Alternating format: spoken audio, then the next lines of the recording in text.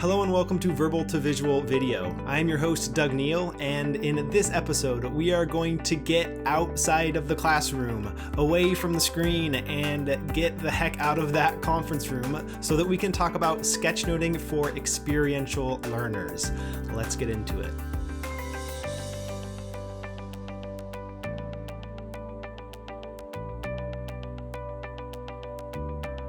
When we think about learning environments, what most frequently comes to mind are things like libraries full of books, live events like a conference or a class, or streaming video and audio available whenever you like.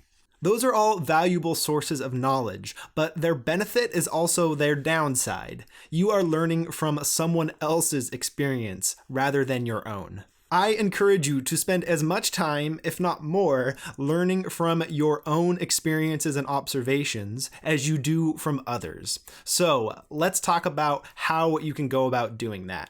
One of the folks that has explored this idea is David Kolb, and he breaks down experiential learning into the following cycle. It starts, no surprise here, with a concrete first-hand experience. You follow that up with some reflective observation, where you look back at your experience and record your own observations.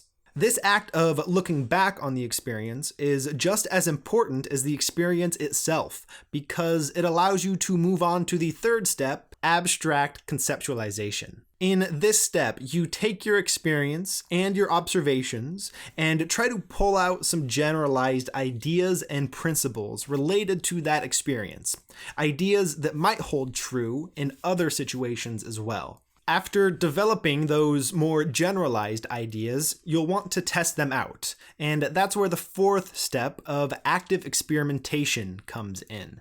In this step, you take your ideas and see if they hold true in other situations.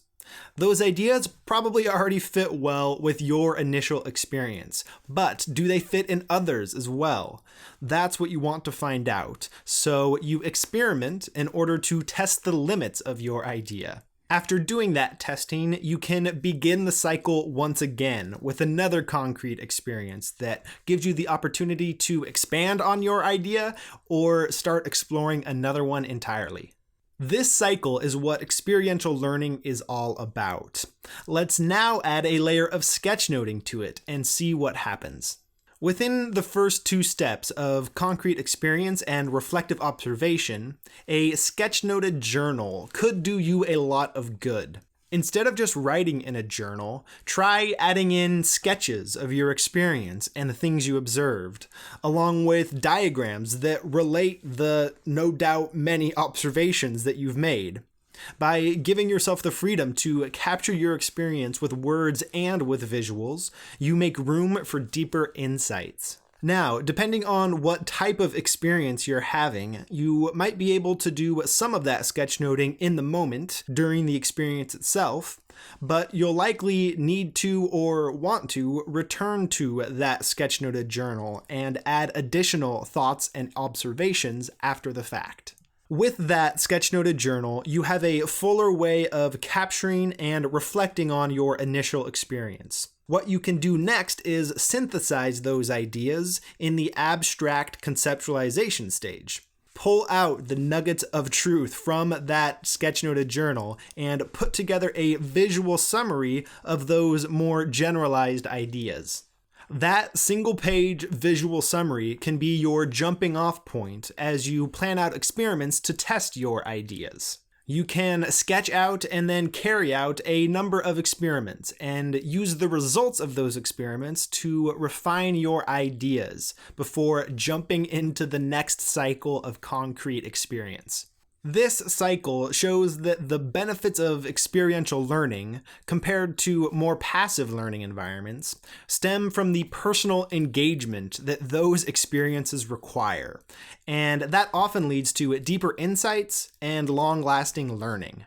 I'd argue that each element that you use to capture and process that experience acts as a multiplier of those benefits. Yes, use words to process your ideas. They are no doubt important. But also add in some nonlinear layout to your processing. Incorporate some imagery to activate the already visual nature of the brain, and even build in color to aid your senses further. Sketchnoting is simply the combination of those four elements, which serve as useful tools for those experiential learners out there, those who want to not just consume knowledge from others, but create their own knowledge as well.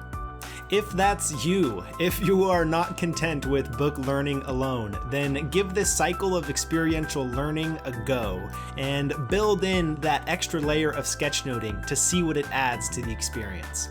And if you would like some support along the way, then check out the Verbal to Visual Classroom. There you will find a ton of resources along with a community of individuals that are putting their visual note-taking skills to use in a variety of ways. Check out the links and resources below this video for more information. Thank you for watching, and I will see you next time.